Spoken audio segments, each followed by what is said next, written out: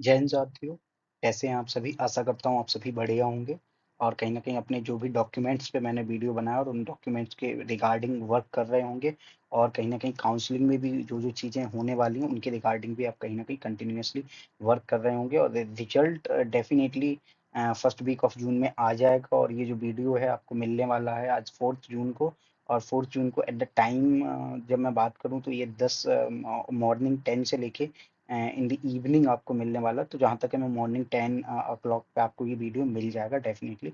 I will try my best to provide और upload this video at 10 AM।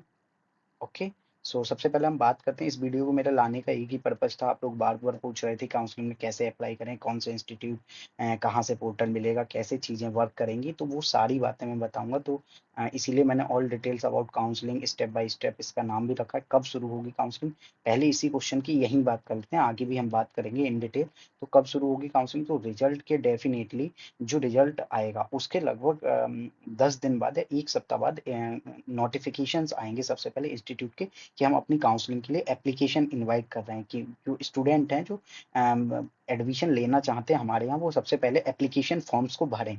तो सबसे पहले वो इनविटेशन आएगा, जब उसमें आप एप्लीकेशन अप्लाई करेंगे तो अप्लाई करने की क्या प्रोसेस है वो भी मैं बताऊंगा।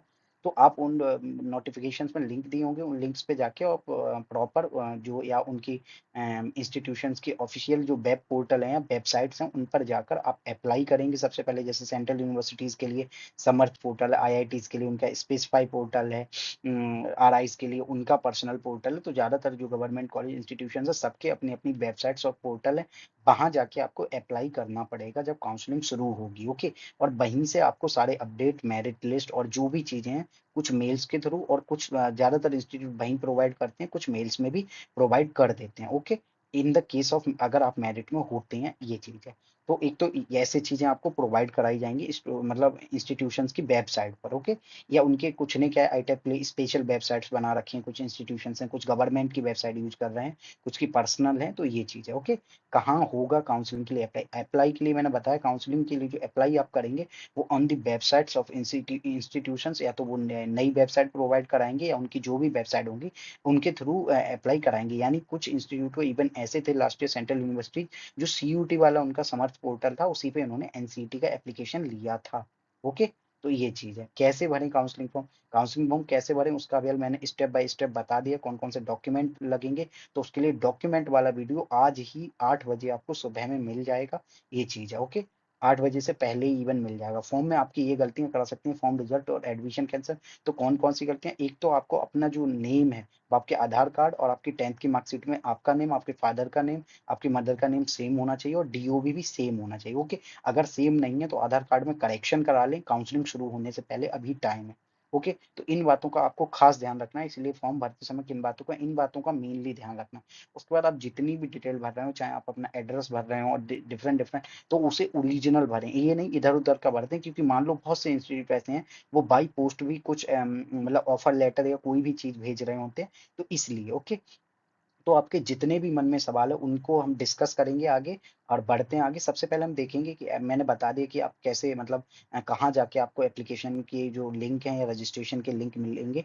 तो सबसे पहले जब आप किसी भी वेब पोर्टल पे जाते हैं और आईटीएफ के एप्लीकेशन के लिंक पे जाते हैं, एप्लीकेशन फॉर्म भरने के लिंक पे जाते हैं, तो आपको दो तीन चीज़ों का, एक तो प्रेफरेंस कैसे भरनी है, मेजर माइनर के हों चाहे कॉलेज के हों वो, और प्रेफरेंसेस में कौन कौन सी गलतियां, आपको हमेशा उन प्रेफरेंसेस को ध्यान देना है जिनमें आपके मार्क्स अच्छे हैं। अगर वो इस इंस्टीट्यूट कहीं न कहीं कंसीडर कर रहा है आपके मेजर के मार्क्स। ओके। अगर आपके मेजर के मार्क्स कंसीडर कर रहा है तो आपको मेजर ऐसे फिल करने हैं जिनमें आपके मार्क्स हाई हों।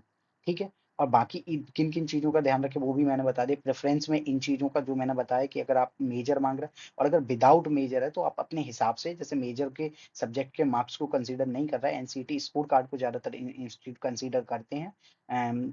सिर्फ़ जैसे एक्सपेक्टेड वो सॉरी एक्सेप्शनल केस हैं, जैसे आरआईज़ कंसीडर कर लेते हैं आपके मेजर के मार्क्स और कुछ आईआईटीज़, एनआईटीज़। ओके। बाकी सेंट्रल यूनिवर्सिटीज़, स्टेट यूनिवर्सिटीज़ ज़्यादातर एनटीए का ओवरऑल स्कोर कार्ड ही कंसीडर करती हैं। ओके। तो आपको प्रेफ़रेंस भरते समय एक तो गाइडेंस की ज़रूरत होगी, उसके लिए हम थ्रू आउट टाइम रहेंगे। अभी हमारा ओवरऑल जो एक मतलब मोटिव यही है कि आपको मतलब हम एक एनलाइटन कर सकें अबाउट द थिंग्स कि काउंसलिंग कैसे वर्क कर रही होती है और आपको एप्लीकेशन फॉर्म भरते समय कैसे फॉर्म भरेंगे। तो कैसे फॉर्म भरेंगे बता दिया। इंस्टीट्यूशन वेबसाइट प्रोवाइड कराएगी, अपने जो काउंसलिंग का नोटिफिकेशन आएगा, और नोटिफिकेशन आपको डेफिनेटली जैसे इंस्टीट्यूट प्रोवाइड कराने लगेंगे तुरंत अपडेटेड वीडियो के थ्रू, और अपने जो ग्रुप्स हैं, इंस्टाग्राम है चाहे सोशल मीडिया प्लेटफॉर्म्स हैं, उनमें हम उन लिंक्स को स्प्रेड करेंगे और वहां से आप एप्लीकेशन फॉर्म भरेंगे, और उस समय भी हम प्रॉपर आपको गाइडेंस दे रहे होंगे। आगे बढ़ते हैं, तो सबसे पहले बात करते हैं नोट। एक मैंने नोट भी लिखा है कि you can apply for counselling through the link which will provide by the institution eight the time of counselling. तो मैंने वही बात कही थी कि जो आपको लिंक है वो इंस्टीट्यूशंस प्रोवाइड कराएंगे eight the time of counselling. Okay, तो जो उनके ऑफिशियल नोटिफिकेशंस आएंगे अबाउट द काउंसलिंग, तो उसमें आपको प्रॉपर डेट, कब से कब काउंसलिंग होगी, फर्स्ट राउंड मेरिट कब आएगी, सेकंड राउंड मेरिट कब आएगी, एप्लीकेशन कब, कौन सी डेट से स्टार्ट होंगे, कौन सी डेट को खत्म होंगे, फिर स्पॉट राउंड होगा कि नहीं होगा, वैकेंट सीट रहेंगी तो स्पॉट राउंड कब होगा, इवन ये भी मेंशन होता है। फर्स्ट स्टेप जो भी किसी भी इंस्टीट्यूट में अप्लाई करते समय रहता है, आपको रजिस्ट्रेशन करना होता है उसके पोर्टल पे। तो step to follow at the time of registration, आपको रजिस्ट्रेशन के समय क्या क्या स्टेप फॉलो करने चाहिए, मैं उनकी सबसे पहले बात कर लेता हूँ। सबसे पहले थोड़ा कलर चेंज कर लूँ हाईलाइट के लिए, तो just a second guys. Okay, तो हम बात करेंगे जैसे नेम, तो ये जस्ट अ सेकेंड। ओके, हाँ, नाउ इट्स वर्किंग। हाँ, तो सबसे पहले बात करेंगे आपको रजिस्ट्रेशन करते समय कौन कौन सी डिटेल स्पेशली फिल करनी होती है। तो सबसे पहले आपका एक तो आता है एनसीईटी का एप्लीकेशन नंबर आता है, जो मैंने यहाँ मेंशन नहीं करा है, सॉरी फॉर डेट। आपको अपने एनसीईटी का एप्लीकेशन नंबर लिखना होता है, जो आपका एनसीईटी का मैं लिख दे रहा हूँ यहाँ पर, एनसीईटी, ठीक है, एनसी, ओके, थोड़ा टाइम लगेगा लेकिन मैं लिख दे रहा हूँ, एनसीईटी, एपीएल मतलब एप्लीकेशन है, ओके, एप्लीकेशन, ठीक है, नंबर आपको पोर्टल पे देना होता है अपना। उससे आपका बहुत से इंस्टीट्यूट क्या है, जैसे रिजल्ट के, अब जैसे कोई रिजल्ट से पहले काउंसलिंग कराता है, या आपका सॉरी, कुछ इंस्टीट्यूट क्या कहते हैं, आपको अपलोड करना होता है अपने जो एनसीटी स्कोर कार्ड है, आपका जो कंफर्मेशन पेज था एनसीटी एप्लीकेशन का, और आपके एडमिट कार्ड को भी document as a form of document मांगते हैं। तो डॉक्यूमेंट वाले वीडियो में वो चीजें मैं मतलब कंसिडर करना भूल गए, तो मैं यहाँ भी ले आया हूँ, और अपडेटेड वीडियो उस पर भी लाऊंगा। तो आपको एक तो एप्लीकेशन, आपका फॉर्म जो सबमिट किया था वो, उसका प्रिंट आपको कहीं ना कहीं पीडीएफ की फॉर्म में सबमिट करना होता है, और एडमिट कार्ड पीडीएफ की फॉर्म में या इमेज की फॉर्म में सबमिट करना होता है, और आपका एनसीटी स्कोर कार्ड सबमिट करना होता है। ओके, तो ये भी डॉक्यूमेंट आप अब जब रजिस्ट्रेशन करेंगे, सबसे पहले आपको अपने एनसीटी का एप्लीकेशन नंबर इसलिए सबमिट करना होता है क्योंकि कुछ इंस्टीट्यूट ऐसे होते हैं जो आपके अब जो डाटा है अबाउट रिगार्डिंग और मार्क्स, आपने कौन कौन से एग्जाम दिए, कितने कितने मार्क्स मिले, वो सब वहीं से खुद ब खुद कंसीडर कर लेता है। I hope you understand.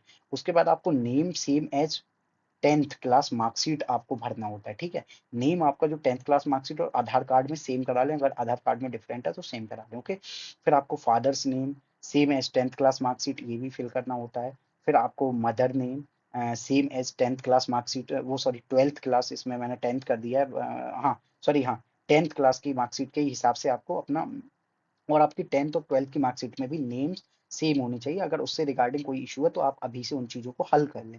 Okay, हल करने का तरीका ये, अगर वो गलत हो गया तो आप एप्लीकेशन दें अपने स्कूल में, और वहां से वो चीज़ें ठीक होंगी। आपको डेट ऑफ बर्थ भी जो अपनी रखनी पड़ेगी वो 10th की मार्कशीट के ही हिसाब से रखनी पड़ेगी, क्योंकि जो 10th की मार्कशीट में डेट ऑफ बर्थ होती है उसे 10th की मार्कशीट को आपकी डीओबी सर्टिफिकेट के तरह पे कंसिडर किया जाता है। ओके, ये चीज़ आप समझ गए होंगे। आपको वन परमानेंट ईमेल तैयार कर लेना, अभी से उस पर मोबाइल नंबर अपने ऐड कर लेने, बैकअप के लिए मोबाइल नंबर एक तैयार रखना जिसपे व्हाट्सअप भी हो, क्योंकि कुछ इंस्टीट्यूट आपको व्हाट्सअप पे भी इन्फॉर्म कर रहे होते हैं, ईमेल पे भी इन्फॉर्म कर रहे होते हैं कुछ, इसलिए। और ये ईमेल और फोन नंबर जो है, ये आपके जो फर्दर एडमिशन के बाद जो जितनी भी प्रोसेसेस होंगी, हॉस्टल या डिफरेंट डिफरेंट आपकी मार्कशीट या जो भी एडमिशन के बाद एग्जाम और डिफरेंट डिफरेंट थिंग, उन सब में यही मेल और मोबाइल नंबर यूज होने वाला। आप इसे चेंज कर सकते हैं, ऐसा नहीं कि चेंज नहीं होगा। ओके, आप इसे चेंज कर सकते हैं। At the time of submission of registration you have to check और रिव्यू, रिव्यू आपको डिटेल करनी पड़ेंगी, जो आपने ऊपर भरी कि कोई गलत तो नहीं है, और आपको मैच कर लेनी 10th की मार्कशीट और आधार कार्ड वगैरह पास रख लेना है आपको। ओके, उसके बाद हम बढ़ते हैं आगे। After submission of all details OTP you will receive on your, एक आपको ओटीपी मिलेगी, वन टाइम पासवर्ड, जो कि आपके मेल और मोबाइल नंबर दोनों से आपको वेरीफाई करना होता है। इस चीज़ का खास ध्यान रखें। ये हो गई रजिस्ट्रेशन। जब आप वेरीफाई वेरीफाई कर देते हैं, आप एक आधार मतलब सॉरी आप अपना एक पासवर्ड बनाते हैं, उसी के साथ आप मतलब एक मतलब कुछ स्टेप्स होते हैं, कैप्चा वगैरह फिलिंग होती है और आपको कुछ वो फ्रीक्वेंट मतलब एक क्वेश्चन भी ले लेते हैं। एक क्वेश्चन जैसे होता है ना, फॉरगेट पासवर्ड की जगह आप उन क्वेश्चंस के थ्रू अपना लॉगिन कर सकते हैं। अगर आप पासवर्ड फॉरगेट कर देते हैं तो ऐसा नहीं है, फॉरगेट पासवर्ड आपको हर जगह मिल जाता है। फिर भी आप कोशिश करिए ज्यादातर जिस जगह जैसे आपने 5 जगह एप्लीकेशन भरना है तो पांचों जगह आप सेम पासवर्ड रखें। ये चीज है, उससे क्या आपको इजी रहता है और उससे आपको कोई दिक्कत भी नहीं होती। ओके, तो ओटीपी आएगी, उसके थ्रू आप कहीं ना कहीं वेरीफाई हो जाएंगे और आपका रजिस्ट्रेशन हो जाएगा। और रजिस्ट्रेशन के बाद आपको प्रॉपर एक रजिस्ट्रेशन या यूजर नेम मिलेगा और आप एक पासवर्ड भी क्रिएट कर रहे होंगे। कुछ इंस्टीट्यूट पहले ही पासवर्ड क्रिएट करा लेते हैं, कुछ रजिस्ट्रेशन करने के बाद ओटीपी के थ्रू वो रजिस्ट्रेशन करते हैं और उसके बाद आपको मेल या किसी के थ्रू एक पासवर्ड या तो भेज देते हैं। कुछ इंस्टीट्यूट डीओबी को पासवर्ड कंसिडर करते हैं, आई होप यू अंडरस्टैंड, और कुछ आपको कहते हैं कि आप दोबारा फॉरगेट पासवर्ड करके नया पासवर्ड बना लें, ऐसा सजेस्ट कर रहे होते हैं। आपको रिव्यू करना है और ये डिटेल्स आपको बहुत ध्यान से भरनी। एनसीटी एप्लीकेशन नंबर, नेम, आगे बढ़ते हैं, वीडियो बहुत लंबा हो रहा है इसलिए।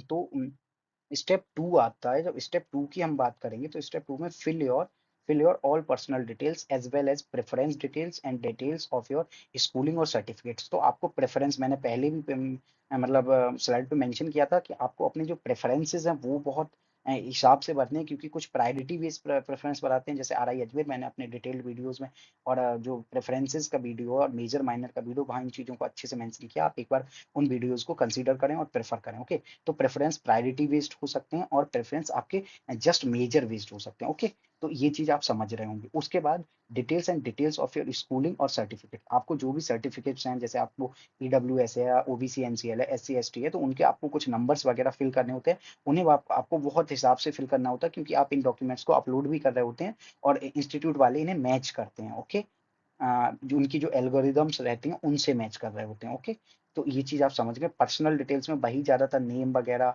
और आप sorry guys, just a second, मैंने उसे ब्लैक कर दिया, I am so sorry for that, sorry just a second.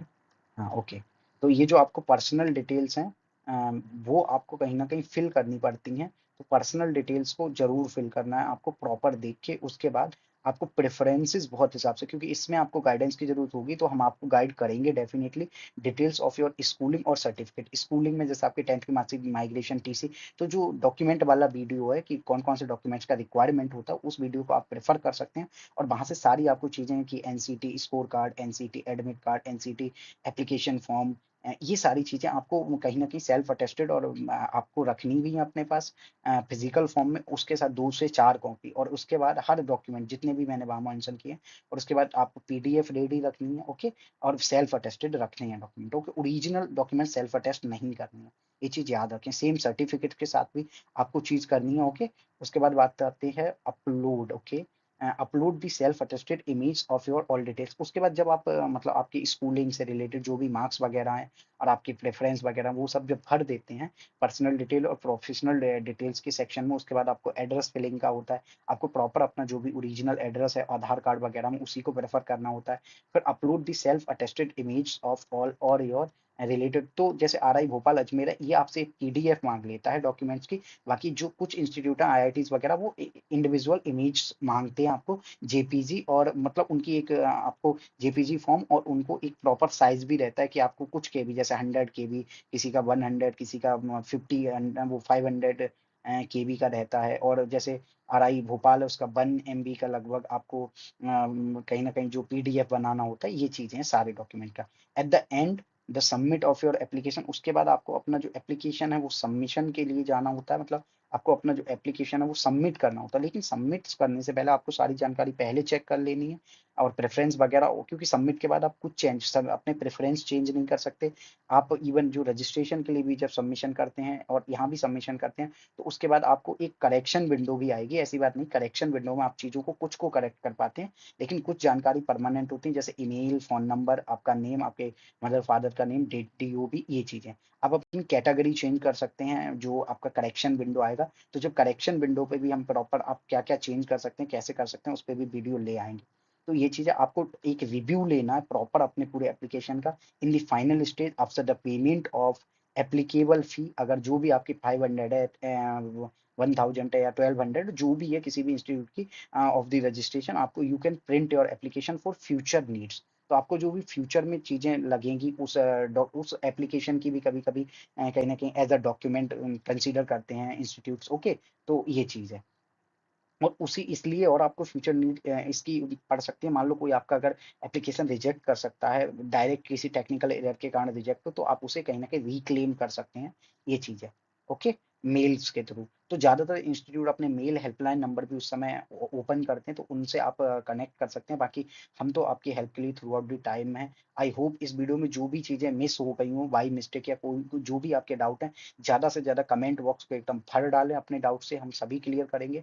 और दूसरी चीज़ ये है ज़्यादा से ज़्यादा अपने डाउट पूछा करिए कमेंट बॉक्स में as well as on our official social media platforms like Instagram, Telegram. आप हमें पर्सनली डीएम करें जो भी आपके डाउट है, पर ज़्यादा से ज़्यादा कमेंट में पूछें, ये चीज़ है। और आपके जो भी डाउट होंगे उन पे भी आगे वीडियो आएँगे, करेक्शन विंडो कब आती है, कैसे चीज़ें वर्क करती हैं, स्पॉट राउंड काउंसलिंग की री-रजिस्ट्रेशन भी कुछ इंस्टीट्यूट कराते हैं। आपको हर बार नहीं और वन मोर थिंग आपको जो रजिस्ट्रेशन होता है ये इसकी जो फ़ी होती है वो नॉन रिफंडेबल होती है। जो भी है आप मतलब वापस नहीं आती और आपको कितने भी राउंड ऑफ काउंसलिंग होगी सिर्फ एक बार रजिस्ट्रेशन करना होता है। बार-बार आपको रजिस्ट्रेशन नहीं करना होता, बार-बार रजिस्ट्रेशन फी पे नहीं करनी होती है। इस चीज़ को आप याद रखें, okay? I hope you understand the things और आपको इस वीडियो से अच्छी जानकारी मिली होगी। अगर आपको वीडियो अच्छा लगे तो वीडियो को लाइक करें, चैनल को सब्सक्राइब करें, बेल आइकन को दबा लें ताकि सारे अपडेट आपको मिलते रहें और जुड़िए हमारे सोशल मीडिया प्लेटफ़ॉर्म से और ज़्यादातर स्टूडेंट्स चाहे आप सीयूईटी के हों या आप एनसीईटी के हों, दोनों में जो एप्लीकेशन मतलब जो डॉक्यूमेंट और एप्लीकेशन फिलिंग की जो प्रोसेस है और रजिस्ट्रेशन की प्रोसेस है, सेम रहने वाली है, बिल्कुल डिट्टो रहने वाली है, ये चीज़ है। तो आप इन चीज़ों को और बाकी डिटेल्ड वीडियो हर इंस्टीट्यूट की कैसे-कैसे एप्लीकेशन भरें, डेमो वीडियोज़ वगैरह वो सब आते रहेंगे। अभी के लिए एक ओवरऑल कंक्लूज़न मैंने देने की कोशिश करी है कि चीज़ें कैसे वर्क करती हैं। जय हिंद साथी।